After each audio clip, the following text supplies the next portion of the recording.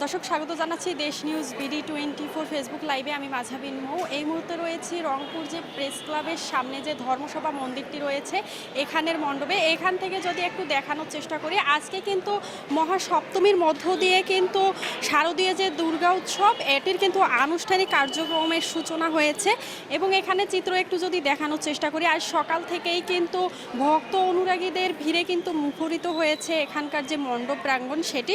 এখানে কিন্তু একে একে ভক্ত এবং অনুরাগীরা আসছে, তারা কিন্তু একে একে পুষ্পাঞ্জলি দিচ্ছে দেবীর চরণে এবং এখানকার যারা ভক্তরা ছিল তাদের সাথে কথা বলেছি। তারা যেমনটি বলছিলেন যে এবারে কিন্তু তারা দেবীর কাছে প্রত্যাশা করছেন দেশের যে অস্থিরতা, যে অস্থির পরিস্থিতি, এটি কিন্তু তারা চাচ্ছেন যেন দুর্গতি নাশিনী যেমন জগতের সকল অশুভকে বিনাশ করতে এসেছে, ঠিক তেমনি যেন বাংলাদেশের সকল অস্থিরতা যেন শান্ত হয়ে যায়, এমনটি কিন্তু প্রত্যাশা করছিলেন এখানকার যারা ভক্ত অনুরাগীরা আসছিলেন তারা।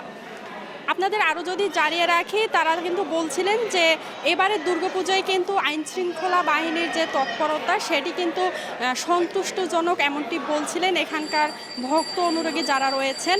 আপনাদের আরও যদি জানিয়ে রাখি, আজকে কিন্তু সপ্তমীর সকালে কিন্তু দেবী দুর্গার যে পুজোর আনুষ্ঠানিকতা এটি কিন্তু কোলাবৌ স্নানের মধ্য দিয়ে এবং প্রতিষ্ঠার মধ্য দিয়ে কিন্তু শুরু হয়েছে। এরপরে কিন্তু অঞ্জলির যে কার্যক্রম সেটি কিন্তু একে একে এখন পর্যন্ত চলছে এবং দুপুরে কিন্তু ভোগের আয়োজন করা হয়, যেমনটি শুনছিলাম সনাতন ধর্ম অবলম্বীদের মুখে।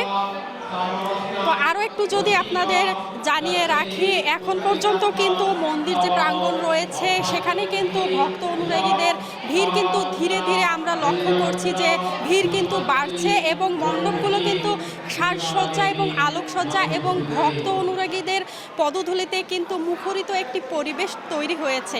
তো বলা যায় যে শারদীয় যে দুর্গোৎসব রয়েছে এটির যে মূল আনুষ্ঠানিকতা সেটি কিন্তু আমরা এখন থেকেই লক্ষ্য করতে পারছি। তো এই ছিল আমার কাছে এখন পর্যন্ত সপ্তমী নিয়ে সর্বশেষ।